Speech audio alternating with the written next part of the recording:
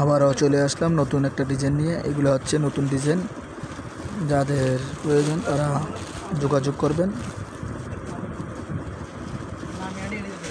এই একটা ডিজাইন, এটা হচ্ছে হাতায় কাজ করা, হাতায় কাজ আছে, সিম্পল কাজ।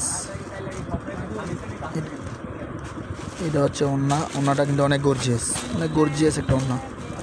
এই যে ওড়নাটা অনেক গর্জিয়াস।